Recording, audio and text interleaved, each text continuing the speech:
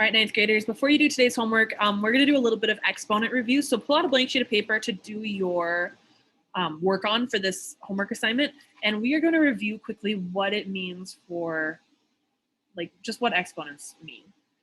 So exponents are repeated multiplication. So if you had something like 2 squared, I want you to write that on your paper. That is actually equal to 2 times 2, which is 4. Now, if it were 2 cubed, that would be 2 times 2 times 2.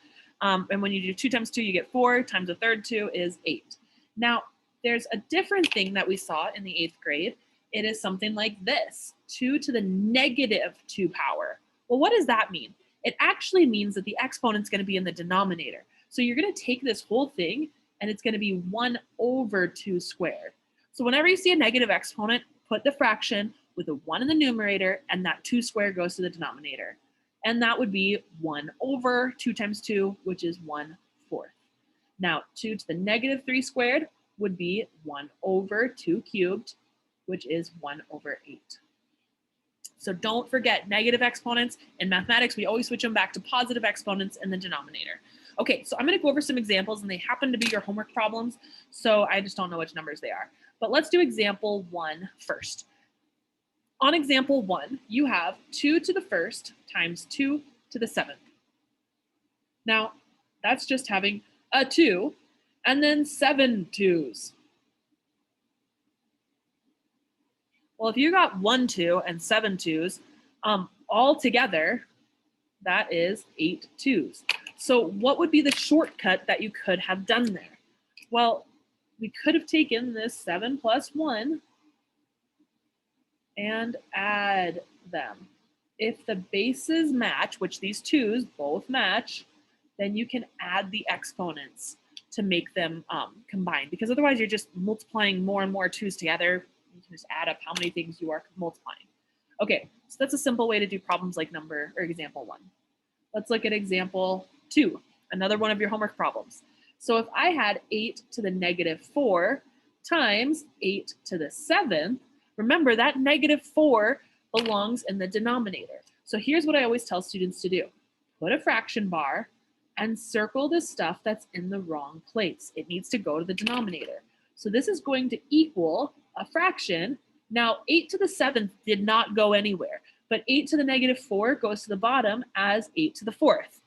And if I were to write that out, it'd be 1, 2, 3, 4, 5, 6, 7, 8's on top, and then 1, 2, 3, 4 8's on the bottom. Okay, we can start canceling 8's. I've got an 8 on top and 8 on bottom. Those divide to give me 1. These divide to give me 1. These divide to give me 1. And these divide to give me 1. So how many 8's are left, and where are they?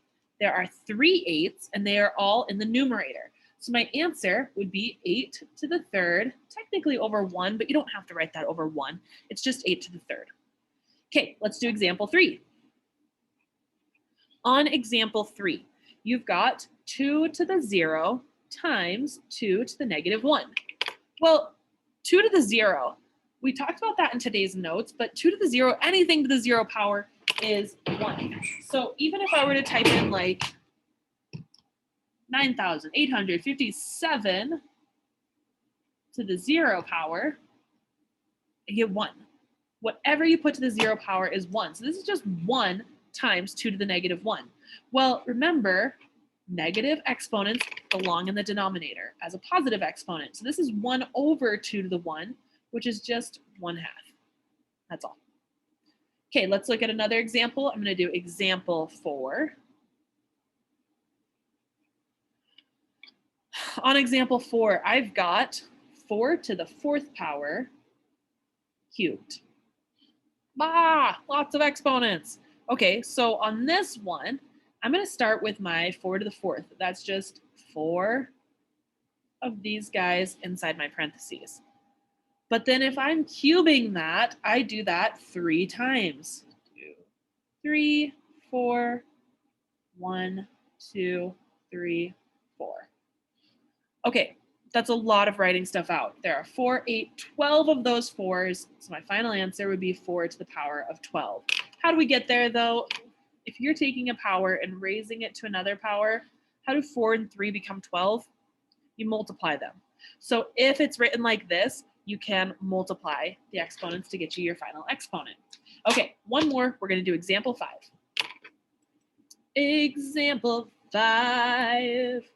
Okay, on example 5, I have 3 to the negative 4th squared. Let's start by making this guy go to the denominator. That whole thing can go to the denominator, by the way, but that is 1 over 3 to the 4th, and it's all still being squared. So I could write 1 over 3 to the 4th times 1 over 3 to the 4th. But in the end, how many 3's are there, and where are they? There are 4 3's here, 3, 3, 3, 3, and 4 more here, 3, 3, 3, 3. That is 8 3's all in the denominator. 1 over 3 to the 8th. Okay, let me know if you're having trouble on these. I want the more simplified version. I do not want final answers written out as like an exact number or decimal. They should all stay in exponent form. Good luck. Let me know if you need help.